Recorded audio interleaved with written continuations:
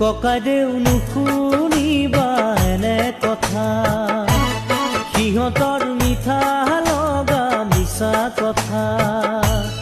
আজিকালি ছোৱালীয়ে ধনী ঘৰৰ ল'ৰা বাছে, গাঁৱৰে ডেকাৰ মন নুবুজে। ককাইদেউ